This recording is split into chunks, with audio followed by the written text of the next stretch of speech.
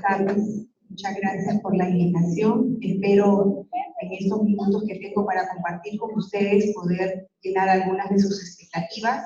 Si es cierto, este capítulo del manejo de las lesiones por presión es un capítulo bastante amplio y que hay mucho por aprender y trabajar. Vamos a tratar de manejarlo de la mejor forma y siendo lo más académica y didáctica posible.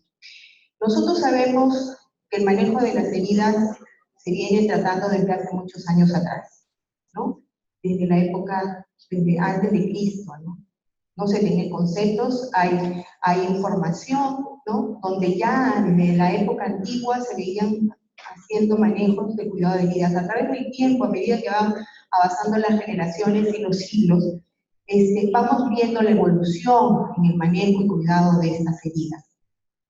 Es importante que nosotros tengamos una reseña, ¿no?, de lo que en realidad significa el término úlcera por presión, ¿no? Cuando hablamos sobre esto, ahora hay mucha controversia, porque a través del tiempo se han ido modificando esta terminología, ¿no? Al inicio ustedes recordarán que se llamaban escaras, ¿no? A medida que ha pasado el tiempo se le ha ido dando otras denominaciones, ¿no? Y el término úlcera por presión empieza a popularizarse a principios de los años 70 del pasado siglo, ¿no? En contraposición al de úlceras de cama o vectores o úlceras de decúbito, siendo las úlceras por presión el término comúnmente aceptado a partir de la década de los 90. Es importante que nosotros sepamos esto porque esto es parte de la cultura de la enfermera, ¿no? Entonces, recientemente, y enmarcando el concepto de úlcera y lesiones por presión, dentro del marco conceptual de las denominadas lesiones relacionadas con la dependencia. Esta es otra terminología que ya se está aplicando para poder darle una clasificación distinta. Se han desarrollado nuevas propuestas acerca de la etiopatogenia de las lesiones por presión. En este sentido, ¿no?, dentro del marco de referencia sobre las lesiones relacionadas con la dependencia, fueron definidas por García Fernández y Coles en el 2014. O sea, ¿se dan cuenta ustedes cómo se va dando la evolución de esta terminología?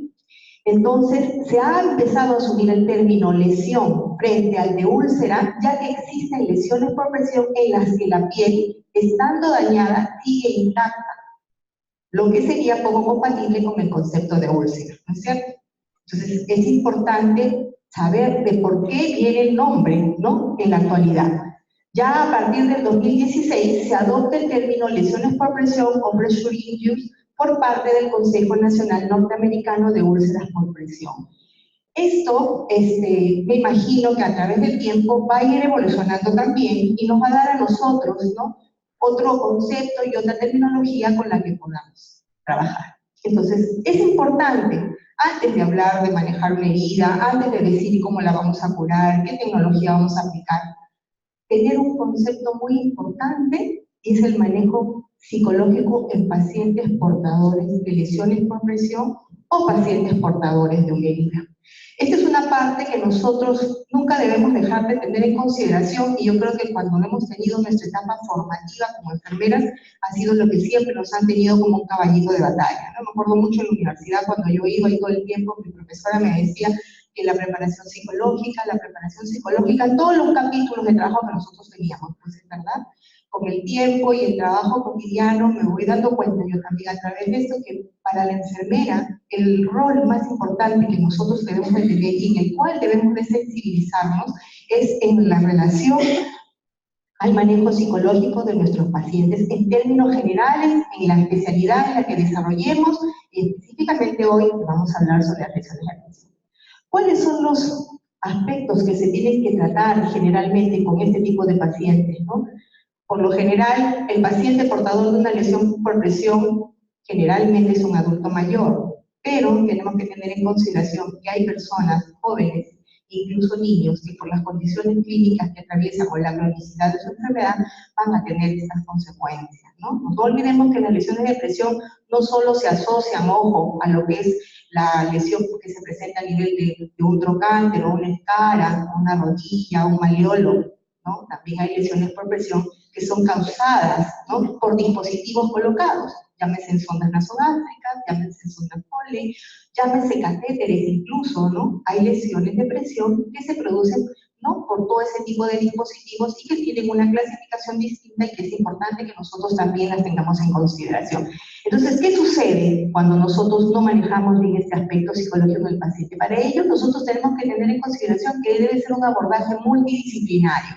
Si bien es cierto, la tendencia en la actualidad es de formar consultorios donde se realice el trabajo de manejo de cuidado de heridas por parte de la enfermera, también nos demuestra de que nosotros no podemos ser un ente, no podemos trabajar solas, tenemos que tener en consideración dentro de ese equipo multidisciplinario lo que es la participación de un médico, la participación de una nutricionista, la participación de un personal de asistencia social, porque esta patología, este problema conlleva a muchos factores. Si bien es cierto, ustedes están trabajando dentro del ambiente hospitalario, tienen un paciente portador de una lesión por presión, pero como yo siempre digo, ustedes no lo van a tener hasta que se les cierre la lesión, ¿no? Ustedes lo tienen que enviar a su casa junto con la familia para que la familia continúe con el tratamiento.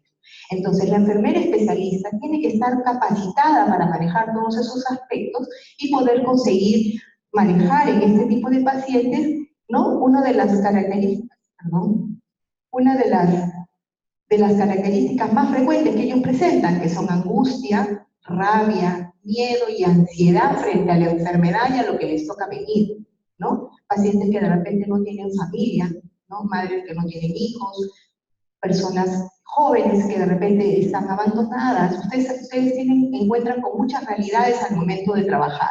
Entonces es muy importante que nosotros como enfermeras podamos tratar de manejar todos estos aspectos que van a deteriorar la salud del paciente, que lo van a dar lugar a que se produzcan en ellos trastornos psicoemocionales, dando esto como consecuencia alteración de la inmunidad, porque ustedes saben que el estrés, que es una enfermedad de moda hoy en día, genera todo este tipo de problemas. Ustedes más que cualquier otra especialidad porque trabajan con pacientes oncológicos, ¿no?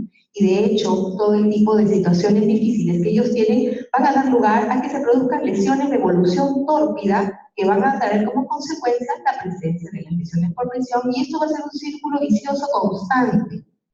Entonces es muy importante dentro de esta preparación psicológica que nosotros estemos en capacidad de determinar cuál es la evolución, cuál va a ser la valoración, qué es lo que vamos a ver de esta lesión, cuál es el pronóstico que va a tener nuestro paciente, qué es lo que vamos a conseguir con él, hasta dónde la familia va a llegar a su poder de participación con ellos para finalmente conseguir nuestro objetivo, que cuál es tratar y recuperar a nuestro paciente portador de lesión. Entonces, para esto, nosotros tenemos que saber y tener en consideración que las lesiones por presión van a representar un gran problema de repercusión social, que es lo que estamos hablando ahorita, viendo el aspecto psicológico. Y para esto es importantísimo, ¿no?, tener un manejo holístico. ¿Qué hablamos? ¿A qué se refiere cuando hablamos de un manejo holístico? ¿No? Tenemos que englobar todo, tenemos que tener en consideración todos los factores que se van a llevar a cabo para poder darle un tratamiento específico a nuestro paciente. Dentro de ellos, lo que trata sobre la prevención, que creo que tienen ustedes un capítulo específico sobre esto más adelante, los factores de riesgo, que son los que condicionan que este paciente pueda ser portador de una úlcera por presión, y tener en consideración el tratamiento integral, donde nosotros tengamos que tener la participación de la familia. Si bien es cierto, hasta hace unos años, yo recuerdo mucho, cuando trabajaba en mi hospital de la FAP, una de las partes de nuestro trabajo era que al realizar nuestros procedimientos teníamos que decir al paciente, a la familia, que se retire para que trabajáramos nosotros, ¿no? Hoy en día ya no debemos hacer eso. ¿Por qué? Porque estamos nosotros no permitiendo que ellos manejen el autocuidado, y eso es muy importante para poder conseguir que el paciente pueda recuperarse, no solo de la lesión que tiene que tratar, sino también de su forma de valerse por sí mismo frente a la adversidad. Yo recuerdo mucho dentro del trabajo que vengo realizando, de tener a una paciente a la cual traté en su casa de manera ambulatoria, paciente oncológica, ¿no?, que ella sola se curaba. Yo la iba a chequear una vez por semana, ¿no?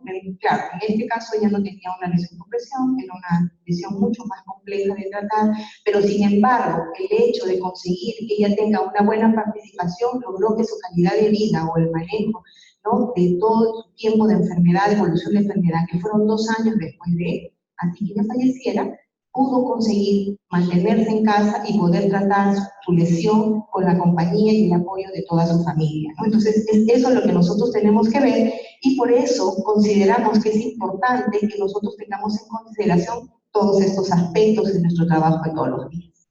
Pues bien, al hablar un poco sobre lo que es el tema de la historia natural o la evolución, ¿no?, o la etiopatogenia de lo que es una lesión por presión, nosotros tenemos que tener en consideración que para llegar a esto generalmente se va a producir por la presión, la fricción o el deslizamiento que se pueda dar, ¿no?, en un paciente que tenga generalmente dificultades para la movilización, o un paciente que de repente por la condición clínica no pueda valerse por sí mismo, y es el que va a darle lugar como consecuencia a estas tres etapas, ¿no?, el colapso de los capilares. Y como consecuencia de este colapso va a ocurrir la hipoxia tisular. Cuando ocurre esta hipoxia tisular y presentamos solamente palidez de los tejidos, al aliviar esta presión, que es el factor desencadenante, va como consecuencia a dar la hiperemia reactiva. Y eso es lo que ustedes se van a dar cuenta cuando tienen un paciente que ya presenta la zona eritematosa en alguna estructura del cuerpo. De aquí que es muy importante lo que nosotros conocemos mucho, como son los cuidados de enfermería propios, ¿no? Y que no se deben dejar de lado, aún usando la tecnología que ustedes puedan tener a la mano, siempre va a tener que ser importantísimo tener en consideración, ¿no?, los cuidados propios de enfermería. Yo siempre digo cuando doy alguna presentación, ¿no?, que la tecnología en manos de gente que no tiene competencias no sirve. No podemos como enfermeras pretender que la tecnología haga nuestro trabajo. Nosotros tenemos que trabajar de manera conjunta y paralela con toda la tecnología que tengamos a la mano. Entonces, cuando nosotros liberamos la presión, inmediatamente hay hiperemia reactiva y nosotros vamos a conseguir manejar esa zona eritematosa. Pero cuando la hipoxia tisular persiste, va a dar lugar a que se produzca la isquemia.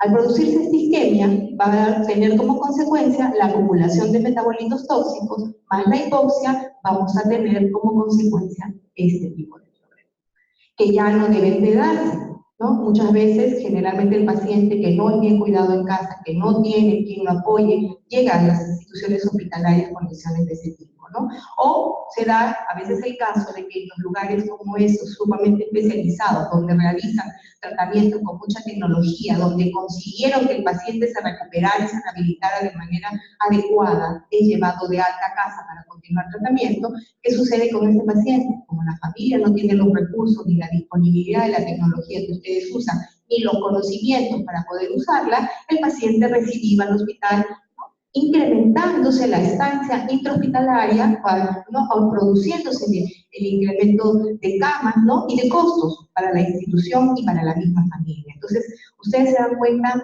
de la importancia y todo lo que conlleva el hecho de que nosotros podamos manejar en estos aspectos, que son básicos, pero son muy importantes recordar.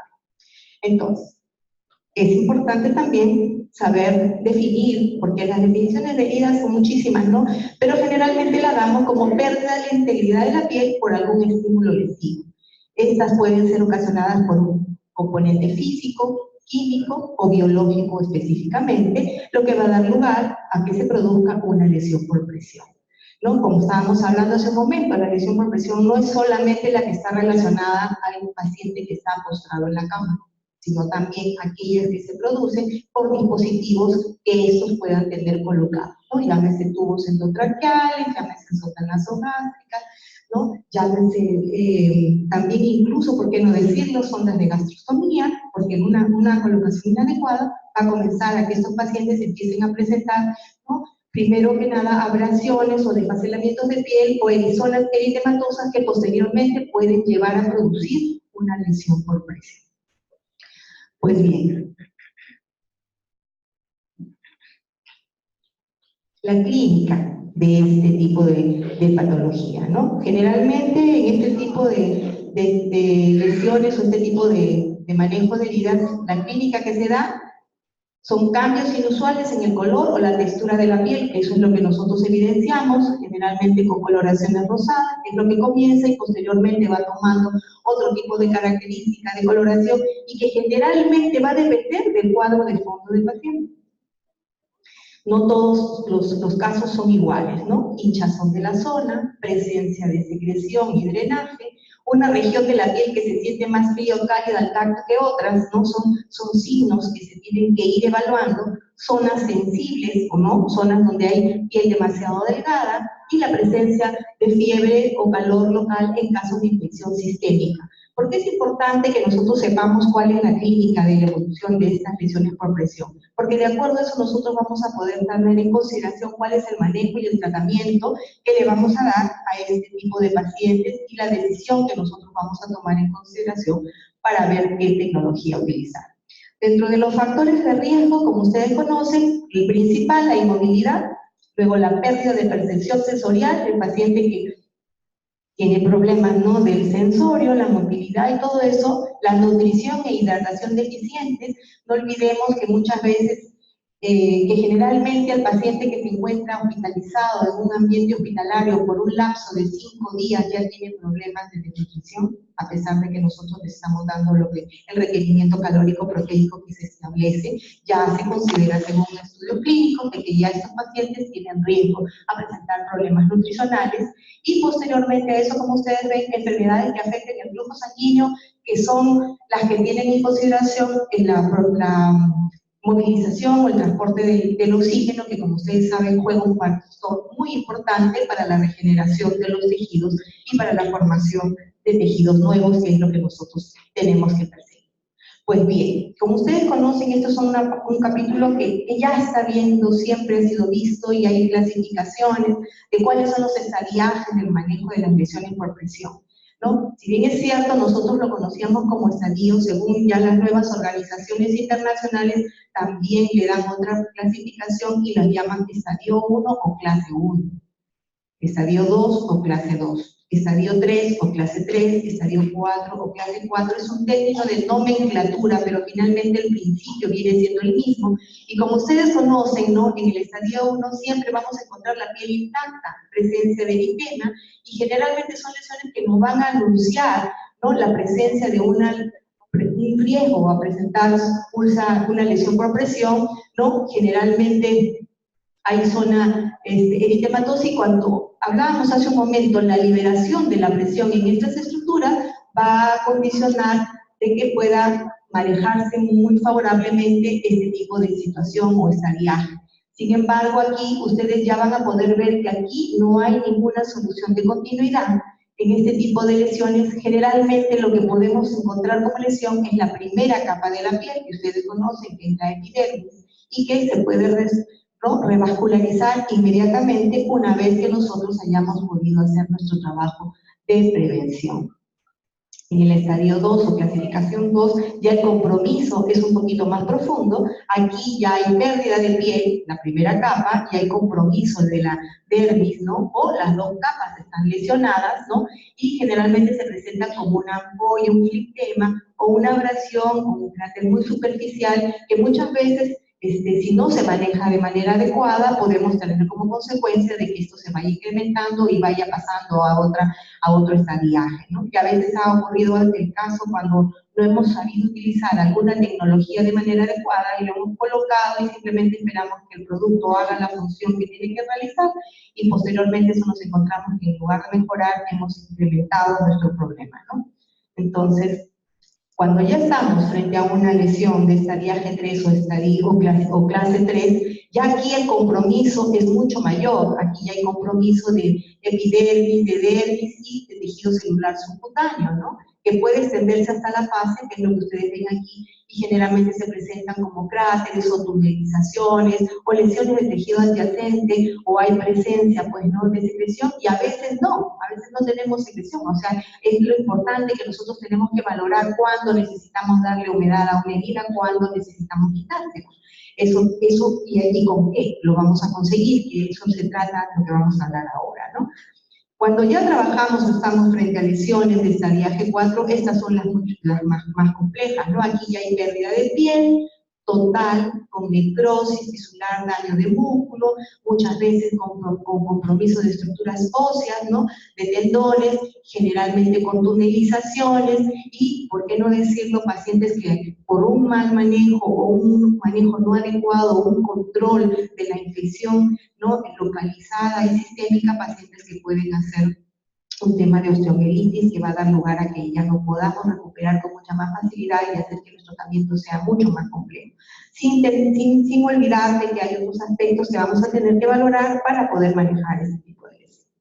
Entonces, ¿qué sucede si nosotros no valoramos una lesión?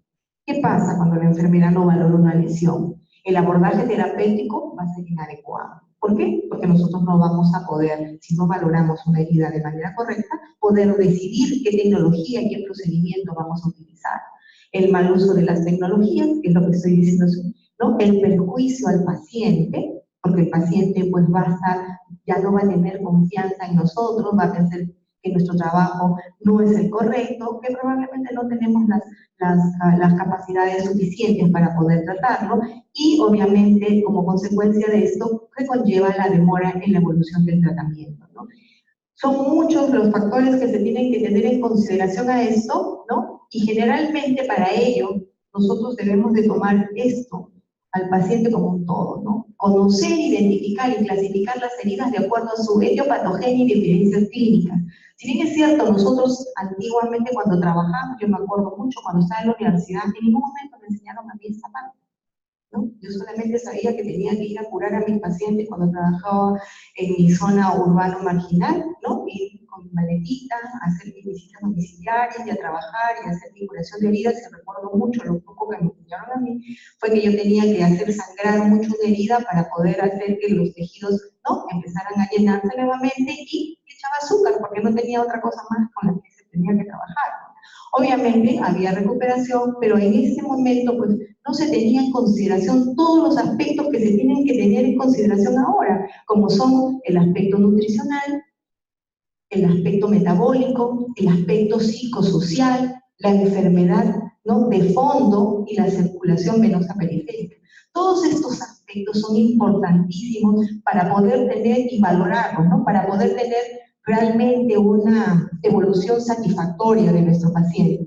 ¿Por qué considero que estos principios nosotros no los debemos dejar dentro de nuestro plan de trabajo, ¿no?, constante? Porque tenemos que tener en consideración que un paciente malnutrido es un paciente con el cual nosotros no vamos a poder trabajar o esperar el pronóstico o recuperación de su herida no va a ser mejor, ¿no? Si ustedes tienen un paciente con problemas de nutrición, a ver, pongámosle un paciente que ha sido operado de una laparotomía, al que se le hizo una ileostomía para manejo de alguna patología de fondo, pero por las condiciones clínicas de este paciente, no se moviliza y tiene zonas de presión. ¿Ustedes creen que un paciente con pérdida de tanto flujo va a poder manejar bien este aspecto nutricional? ¿Creen ustedes que podría ser posible? No.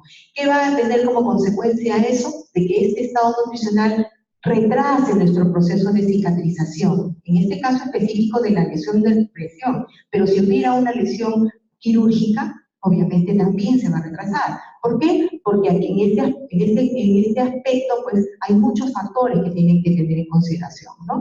La ingesta de complementos nutricionales, ¿no?, la ingesta de vitaminas, la ingesta de proteínas que no van a ser absorbidas adecuadamente. Si es un paciente que tiene una enfermedad crónica como es la insuficiencia renal, ¿ustedes creen que ese paciente va a tener capacidad de absorber las proteínas que necesita si las pierde con cada diálisis? Entonces, ¿por qué nosotros necesitamos saber todo y tener en consideración todo esto? Porque tenemos que darle una respuesta a la familia, porque no podemos llenar expectativas. Tenemos que ser sinceros y honestos al trabajar con nuestros pacientes que son portadores de este tipo de problemas.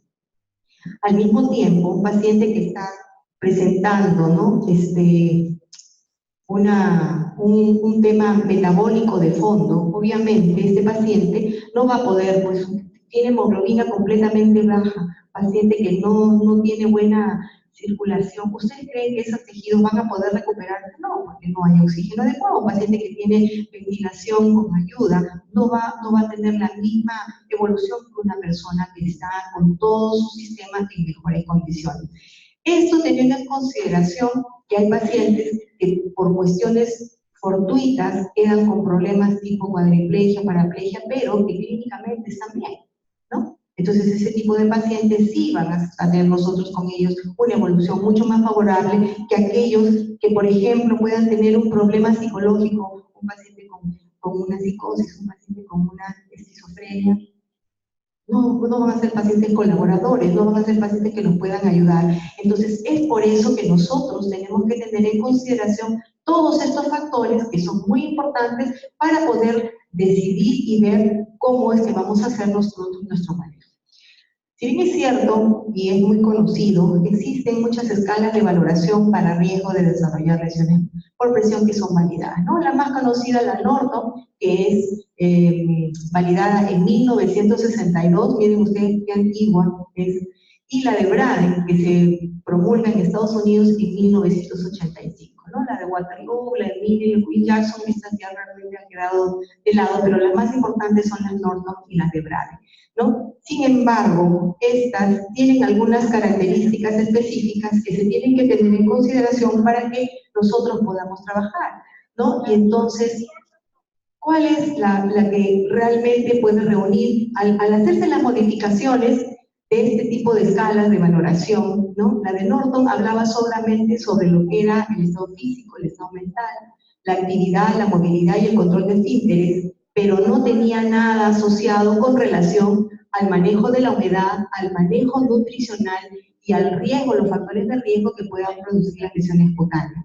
Entonces, esta escala viene siendo la más vigente porque tiene algunos aspectos que nos van a permitir a nosotros valorar y que nos van a poder dar de repente, ¿no?, una puntuación mucho más asertiva para poder conseguir considerar cuál es realmente el foco de valoración que nosotros tenemos que tener. Y entonces, dentro de esa valoración, que es el tema por el cual estamos nosotros trabajando ahora, ¿no?, es importante que al valorar una lesión nosotros tengamos en consideración puntos muy específicos, como son la causa que lo produce.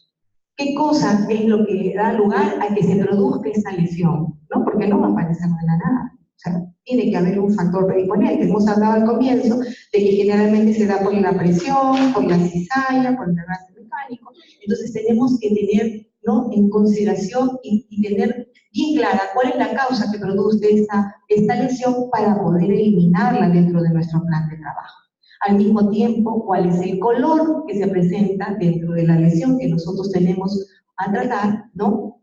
El tiempo de evolución de esta enfermedad, ¿no?, la profundidad que esta tiene, porque es muy importante, para poder saber si la terapéutica que nosotros estamos aplicando realmente tiene o no buen fin, ¿no? Porque probablemente nosotros sigamos aplicando un montón de tecnología y nosotros, como no nos tomamos el trabajo de hacer esta valoración, tomando en consideración, ¿no?, la medición de la herida, la profundidad, ¿no?, tomando un cultivo, viendo todas las características que tiene, no vamos a poder dar realmente nosotros un buen manejo, ¿no? Control del exudado, la valoración, qué tipo de exudado tiene, el tamaño de la lesión y el número de lesiones que presenta este paciente.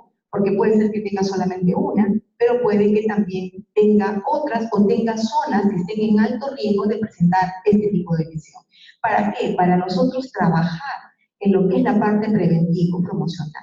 Si bien es cierto, en la actualidad hay muchos capítulos, hay mucho que decir sobre el manejo de curación de heridas con tecnología y que tenemos que utilizar muchos productos que nos van a ayudar, que sí es cierto, son muy buenos, son maravillosos, ya dejaron que nosotros dejáramos de usar el azúcar, ¿no? Pero la idea no es esa.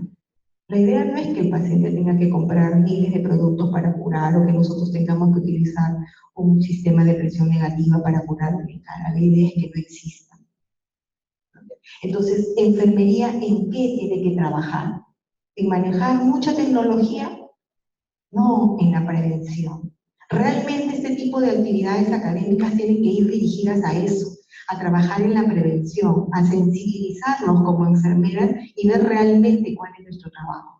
¿No? Ahora la pugna es un poco el hecho de que quién es más especialista en qué, usando más tecnología. Eso no nos hace la especialidad.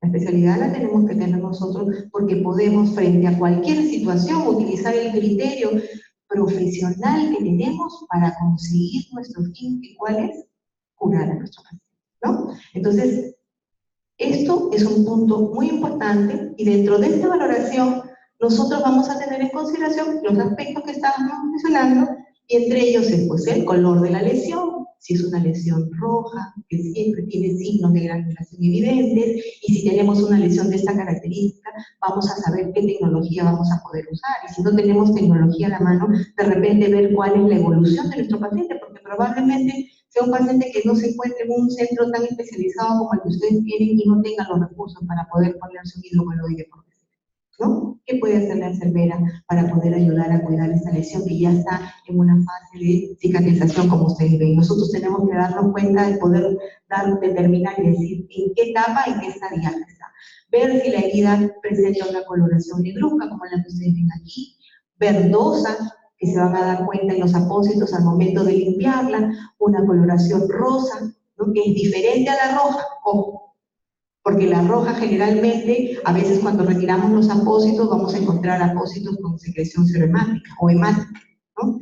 Pero en una coloración rosa probablemente ya no necesitemos ni cubrirla, ¿no? ¿Por qué? Porque ya nos están mostrando signos evidentes de cicatrización y lo que nosotros tendríamos que utilizar ahí, ¿qué cosas son?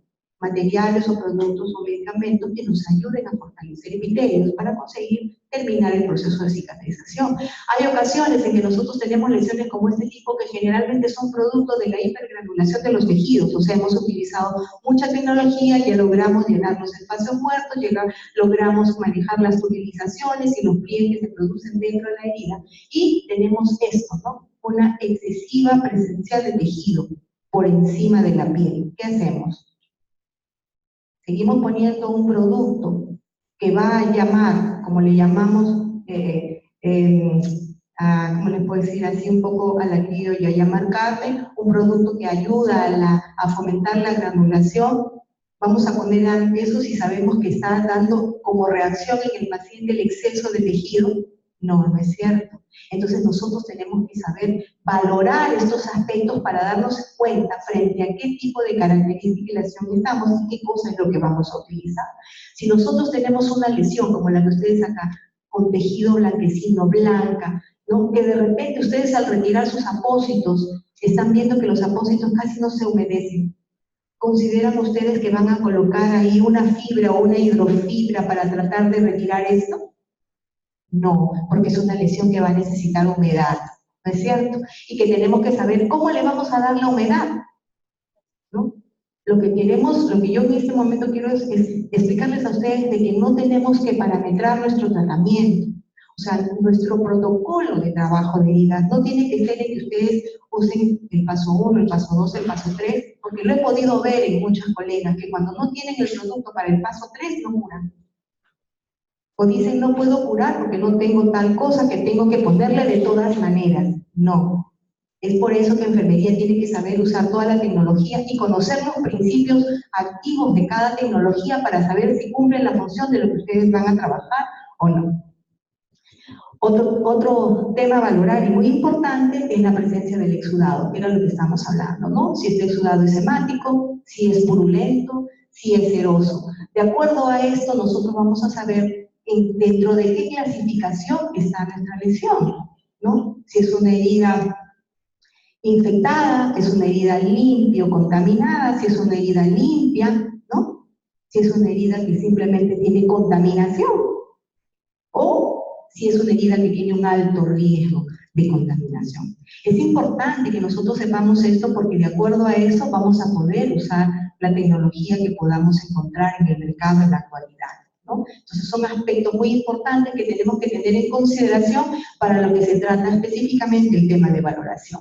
Pues bien, a medida que el tiempo fue avanzando, ya en esta última década, nosotros nos vamos dando cuenta pues, que las necesidades de aprender más sobre el manejo de las lesiones por presión se van dando no solamente con nosotros, sino internacionalmente, que llevan ellos muchos años luz en comparación al Perú, ¿no? Y es entonces donde se hacen muchos trabajos de investigación, donde se trabaja en relación al manejo de cura en ambiente húmedo, ¿no? Específicamente en úlceras crónicas a través del manejo del concepto TAI, que es un manejo o una guía de uso. En este tipo de consensos, ¿no? Que se dan a través de la European Wound Management Association, en el 2003 se valida el concepto TAI, que está enfocado básicamente en las características de la lesión y la determinación del manejo. Este concepto evalúa la herida, ¿no? en estas 4 fases: manejo del tejido necrótico, manejo y control de la infección y resistencia bacteriana, manejo de la humedad y el manejo de los bordes epiteliales o bordes senescentes, que son generalmente los que dificultan la retracción de las heridas. Este tipo de concepto, este tipo de guía es la que se maneja hasta la actualidad, ¿no? Se maneja hasta la actualidad teniendo en consideración el trabajo tópico de nuestra lesión, ¿no? Para ver cómo nosotros una lesión de esta naturaleza la vamos a llegar a convertir en una como la que está aquí, ¿no? Porque esa es la idea, ¿no? De poder manejar y realmente si se puede considerar o no ese tipo de manejo. Pues bien, ha ido pasando el tiempo y esta necesidad de poder manejar estos capítulos de mejor forma, ya en la actualidad, en el 2014, miren ustedes, del 2003 al 2014, en Ohio, ¿no? Se va a dar, ¿no?, una guía o una valoración a través de un concepto nuevo de valoración que se llama Dominate. El Dominate es un concepto que se está validando en la actualidad. Todavía no lo tienen completamente estipulado porque está en proceso de hacer, ¿no?, los estudios clínicos para respaldar este concepto, pero ya las grandes escuelas lo tienen en consideración. ¿Y qué cosa hace este concepto Dominate? ¿Por qué lo empezaron a tener en evaluación? ¿Por qué lo sacan? Porque ya le da la visión global y la visión multifactorial al manejo de una lesión por presión. En el concepto Time, ¿qué cosa hacíamos, no? Solamente se manejaba la lesión per se. Aquí, ¿no?, en este concepto, ¿no?, Dominate ya se ve una visión global y multifactorial. ¿Por qué? Porque aquí el Dominate ya trabaja lo que es el debridamiento, el descargo o presión, el moisture, que es humedad o exudado, donde aquí también en esta etapa de humedad y exudado se evalúa la malignidad de la lesión, la medicación que el paciente usa, la salud mental del paciente. También incluye el control y el manejo de la infección, el manejo de la nutrición, la insuficiencia arterial, que era lo que estábamos hablando en su momento, y también incluye lo que son las técnicas avanzadas de curación, donde se tiene en consideración el debridamiento biológico, la presión hiperbárica, que ustedes conocen, la granulación y la gestión del exudado y la terapia de presión negativa, y la cicatrización y el manejo del edema. Son todos estos aspectos, ¿no?, mucho más generales, los que se están tomando en consideración hoy en día para ya darle otro enfoque al manejo y la valoración de las lesiones por presión. Entonces, estas guías de manejo, como les mencioné, para que queden fija esta información, generalmente será el manejo de la guía de manejo del concepto tal, va a haber un enfoque solamente de la lesión. Su finalidad es manejar la lesión, manejar el tejido necrótico, manejar la carga bacteriana, manejar la humedad y manejar los bordes. El concepto, la guía de manejo Dominate, tiene un enfoque ya en la etiología, viendo como finalidad el manejo integral del paciente. Entonces, ustedes se dan cuenta de que esto sigue en avance. Vamos a seguir viendo cosas mayores, cosas más interesantes, más importantes, que nos van a dar lugar a que nuestro trabajo sea mucho mejor, ¿no? Entonces, ¿qué cosa nos da como esto importante trabajar? Lo que es el tema de prevención, lo voy a mencionar nada más, sé que tienen una presentación sobre esto, ¿no? Y para ello es importante, ¿no?, cambiar el punto de apoyo, el peso que excede con una determinada frecuencia, levantar a nuestro paciente, y si el paciente colabora, que él solo se levante, ¿no?, ayudarnos con equipos, llámese silla de ruedas, almohadas, colchones, que van a ayudar a aliviar la presión, ¿no?, manejar la elevación de la cama, los consejos específicos para el cuidado de piel, mantener la piel limpia y seca, protegerla y inspeccionarla diariamente, que es lo que se tiene que ver y que generalmente aquí lo englobamos de esta manera, ¿no? Uso de jabones neutros, nada que contenga alcohol, el lavado de la piel con agua tibia, mantener la piel siempre seca, examinar el estado de esta cada día, ese es en nuestro trabajo de valoración de enfermería, utilizar la ropa o lencería de algodón, muy importante para evitar la transpiración de nuestro paciente, colocar cremas hidratantes, secar y no friccionar, ¿no? Eso es muy importante porque, por ejemplo, tenemos pacientes, y ustedes lo deben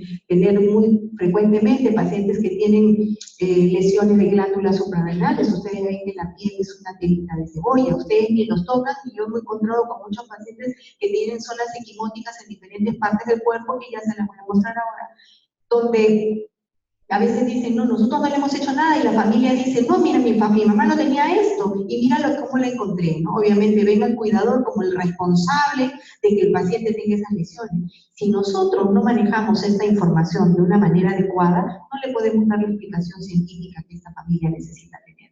Entonces, en la prevención es básicamente centrada en el manejo y cuidado de la piel, tomando en consideración estas cosas que son tan cotidianas y que muchas de las veces nosotros dejamos de lado y olvidamos en trabajar, ¿no? Entonces, conociendo también las zonas más frecuentes de estas zonas de presión, pues están, ¿no?, los hombros, las costillas, las orejas, el omóplato, los codos, los deditos, ustedes ya lo conocen, ¿no? Y dependiendo de esto es que se genera, pues sabemos si es una lesión por presión solo por inmovilización, o es una lesión por presión, por ejemplo, por la colocación de un dispositivo, ¿no? Cuando colocamos a un paciente un tubo endotraqueal y no tiene un dispositivo adecuado de fijación, ¿cómo lo colocamos?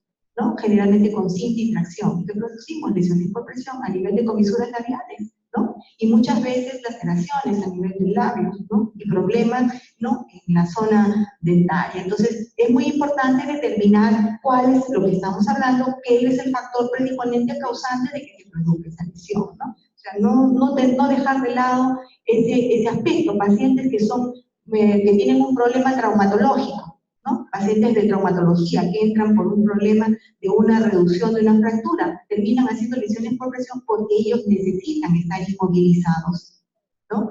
Entonces van por un tema y salen con otro agregado. Entonces, si nosotros no podemos explicar y manejar en este aspecto, vamos a hacer que la permanencia de nuestro paciente sea mayor. Entonces, acá hay un punto que es bien importante y que muchas veces, a veces no se toma en consideración, y que yo quise traerles hoy día, y es cuándo se consideran las úlceras por presión inevitables. En la conferencia de la NOAP en Nueva Orleans en el 2017, se manejó un tema de lesiones por presión avanzando en la visión. En este lugar, en este año, se llegó a un consenso de definición de términos de lesiones inevitables de la piel. En este consenso de lesiones inevitables de la piel, encontramos pues a la úlcera terminal de Kennedy, a la lesión tisular terminal de Trombley-Brennan, a los cambios cutáneos al final de la vida y el fallo cutáneo o fracaso de piel. ¿Esto qué significa? Que estos pacientes sí o sí, a pesar de los cuidados de enfermería que nosotros hagamos, ellos van a hacer ese tipo de problemas, ¿no? Y es importante que los conozcamos, ¿no? Antes no se tenía en consideración ese aspecto. Antes aparecía eso, el paciente ya iba a morir, aparecía eso y decía, cuando yo lo cuidé no tenía nada. ¿Cómo Kennedy? Porque es una enfermera la que descubrió esta definición de este término, ¿no? Se dio cuenta de por qué pasaba este tipo de problemas en sus pacientes que tenían este tipo de aparición de lesiones, paciente que no tenía nada durante todo el tiempo que estuvo en su hospitalización. 4 días antes de que este paciente pueda fallecer, empieza a presentar. Esto fue lo que ella le llamó la atención y la obligó a hacer su investigación y determinar por qué se presentaban las úlceras por presión inevitable. Bien interesante, pero eso es parte del trabajo que ustedes tienen todos los días. La enfermera desarrolla capacidades porque tenemos una herramienta muy importante nosotros. ¿Y qué cosas son? Los pacientes. Si nosotros no escribimos, no documentamos, no trabajamos lo que tenemos todos los días, no podemos llegar a poder presentar o conocer este tipo de evolución, ¿no? Por ejemplo, la lesión tisular terminal de Trombley, ¿qué habla? Son lesiones, que era lo que yo les comentaba hace un momento, que a pesar de que ustedes hacen todos los cuidados de enfermería específicos, este paciente va a presentar esta lesión sí o sí. Entonces, es importante que ustedes puedan determinar y conocer, y dentro de esto, saber dónde la van a clasificar. O sea, son lesiones que de todas maneras la van a tener. El paciente probablemente vaya a fallecer, pero no es porque aquí la enfermera haya hecho mal trabajo, es porque la condición clínica del paciente conllevó a que él presente este tipo de características. Pero para eso, lo más importante es que nosotros conozcamos qué es lo que tenemos que trabajar, ¿no? Entonces, ¿cuál es el rol de la enfermera frente a este tipo de trabajo? O sea, nosotros chicos tenemos que hacer resumido en 4 puntos muy importantes y reiterativos. El manejo emocional, ¿no? Donde nosotros tenemos que cuidar muchos aspectos, ¿no? El ambiente principalmente, ¿no? Y todos los estándares que nosotros le vamos a dar. Cuanto más conocimiento tenga la enfermera manejando estos capítulos, el paciente siente mucho más seguridad, ¿no? Pero para eso tenemos que estar preparadas. El manejo psicológico, manteniendo buena comunicación, la empatía, un factor muy importante que nosotros tenemos que tener en consideración. El manejo farmacológico asociado al uso de analgésicos, porque si nosotros nos damos cuenta que nuestro paciente se queja al momento de hacer un procedimiento, la siguiente vez que tendríamos que hacer aplicación de fármaco, ¿no? Para poder hacer el procedimiento en las mejores condiciones y obviamente conseguir y lograr que nosotros podamos tener una curación atraumática dando un manejo clínico adecuado. Y estos puntos tan pequeños son importantes porque tenemos que tener en consideración unas metas para el tratamiento tópico. En primer lugar, quitar el tejido necrótico a través del desligamiento. Manejar la infección local o sistémica utilizando antibióticos si fuera necesario o algún dispositivo o material que pueda contrarrestar y manejar la carga bacteriana que se puede encontrar en una lesión, ¿no? Manejar y absorber el exceso del sudado con la utilización de un apósito adecuado según la selección de la enfermera competente que trabaja este tipo de problemas. Eliminar el espacio abierto muerto con materiales o productos que nos ayuden a empacar y rellenar esos espacios. Proteger la piel circundante manejando los fluidos, mantener el lecho de la herida húmeda a través de la hidratación, que se da generalmente con algunas tecnologías, y proteger la herida con el apósito adecuado y correcto. Cuando hablamos nosotros de los apósitos, no sé si yo he puesto algo aquí, eso. Al hablar sobre los apósitos, ¿no? La tecnología también ha ido evolucionando. ¿Y cómo? ¿No? Antes nosotros encontrábamos pues lo que eran los famosos apósitos pasivos, que son los que ustedes conocen y que lo conocen desde que nos enseñaron en estudios en formación, que son las famosas gasas, ¿no? Que no han dejado de tener su valor en el trabajo. Las gasas no las podemos dejar de lado porque las gasas como apósitos pasivos son materiales completamente desecantes. ¿Qué cosa hace esa gasa? ¿No? Absorbe humedad. Si no tenemos nosotros en un lugar muy alejado un alginato para conseguir esa absorción de humedad, ¿qué utilizaremos? Una gasa. Pero obviamente no la vamos a dejar 72 horas, ¿no? Aquí está, en este trabajo, al trabajar con una gasa, pues trabajarla cada 8 horas como máximo o hacer los reforzamientos de apósitos que nos enseñaron al comienzo. Pero no se puede dejar de lado ese material, es un material pasivo que tiene una función. Si la enfermera maneja este aspecto con mucho criterio, va a saber que en algún determinado momento puede utilizarla y no va a haber ninguna contraindicación en su uso, siempre y cuando nosotros le demos el uso correcto. Si nosotros tenemos una herida, por ejemplo, de segundo grado, donde haya compromiso de dermis y epidermis, y que la herida no sea muy exudativa, sea medianamente exudativa, ¿le pondríamos una gasa? No, no es cierto, porque la gasa nos dice que es un material pasivo desecante, y si vamos a poner eso en una lesión que no tiene mucha humedad, ¿qué vamos a lograr con eso? Vamos a protegerla, porque va a ser un apósito secundario, va a proteger la lesión, pero al momento de la curación vamos a desfacelar los tejidos en formación. Entonces eso es muy importante. Dentro de esa clasificación, la gasa, que es un apósito pasivo, es un apósito secundario. ¿Por qué? Porque va a servir de protección. Pero al mismo tiempo de esa evolución llegan los apósitos activos o los bioactivos, que es lo que ya nosotros conocemos y que están pululando por todos lados, ¿no? Que son los famosos hidrogel, los alginatos, los hidrocoloides, los poliuretanos, están también aquí, pues, ¿no? Las hidrofibras, ¿no? Todo ese tipo de apósitos son apósitos iterativos. ¿Por qué? Porque esos apósitos van a trabajar en lo que nosotros conocemos con el nombre de cura húmeda.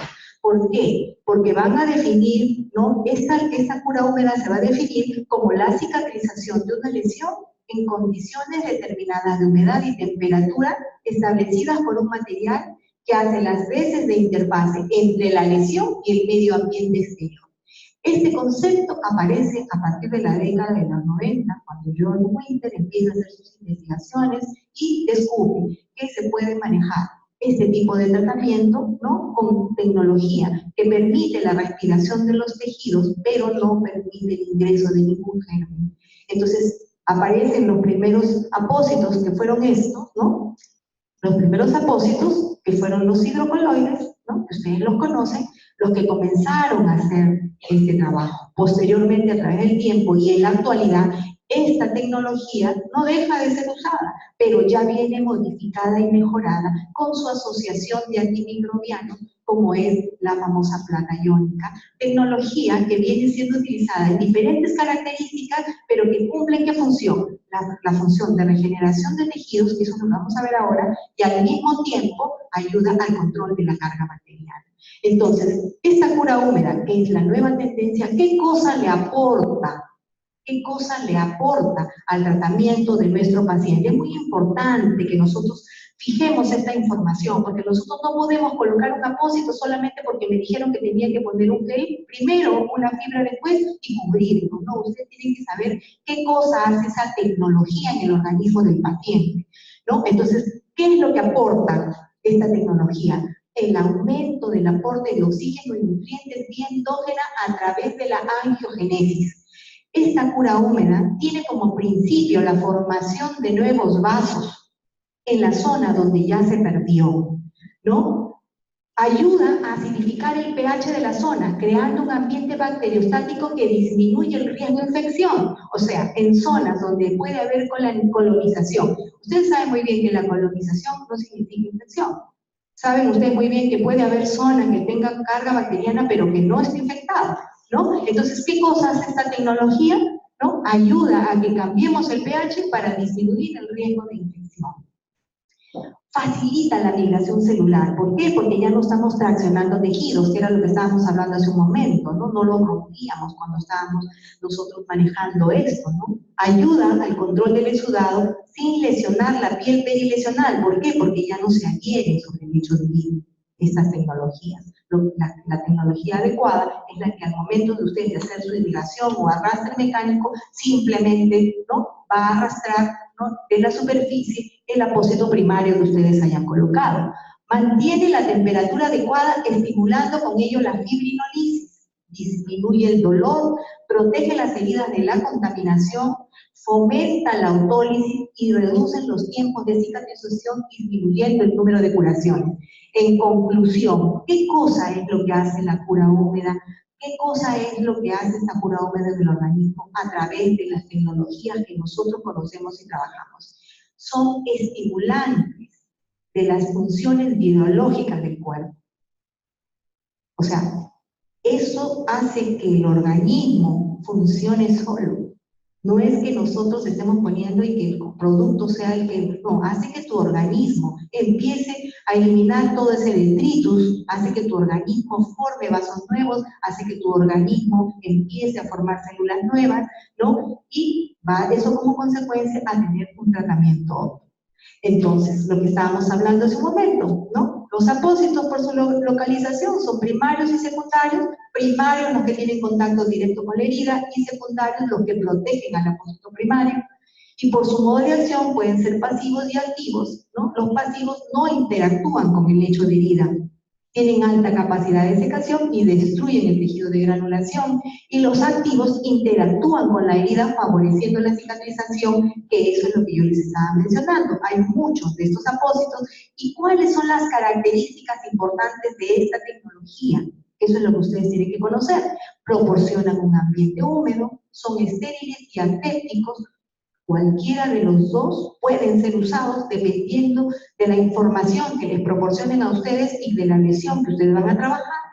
De alta capacidad de absorción, brindan protección contra la infección, no son tóxicos ni alergénicos, no dejan residuo en la herida, se adaptan a contornos anatómicos, son resistentes, costo efectivos, fáciles de usar, disminuyen el dolor.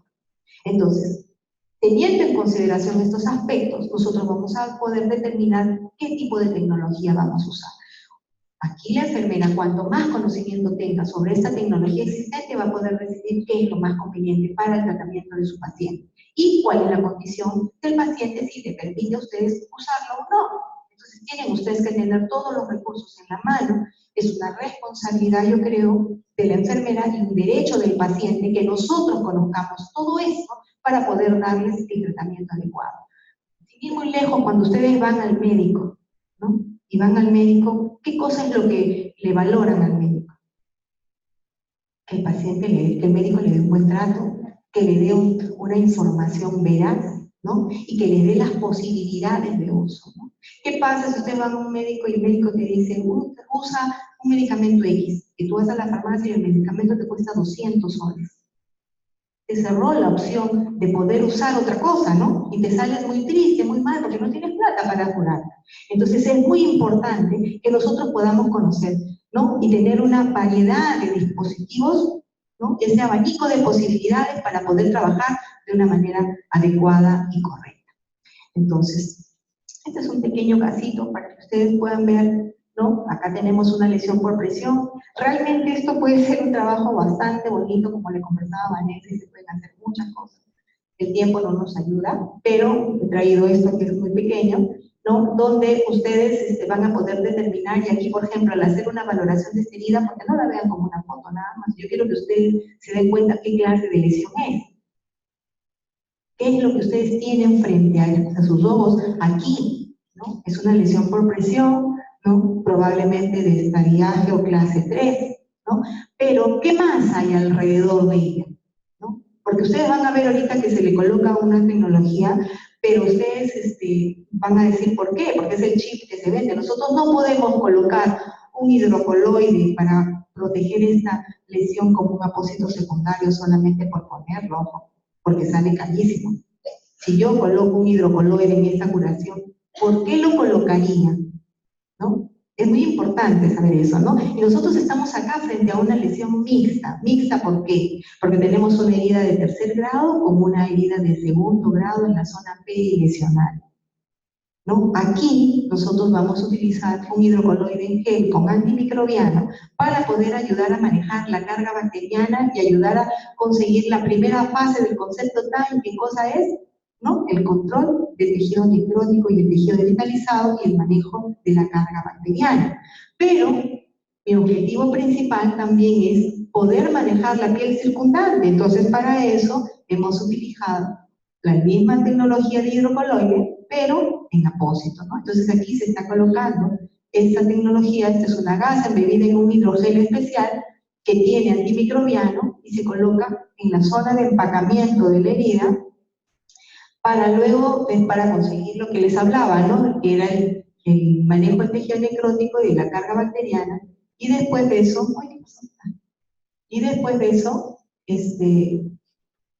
colocar, ¿no? Ya el apósito secundario y el apósito, en este caso, de hidrocoloide, con la finalidad de ayudar a manejar la piel perilesional, que como ustedes han visto, ¿no? Se encuentra desfacelada y eritematosa. Entonces, posteriormente a eso, como ustedes ven, nos ayudamos con la fijación, con apósitos de poliuretano para conseguir el efecto invernadero. Generalmente en las lesiones por presión, nosotros tratamos, cuando tenemos ese tipo de lesiones, de conseguir un efecto invernadero. ¿Con qué finalidad?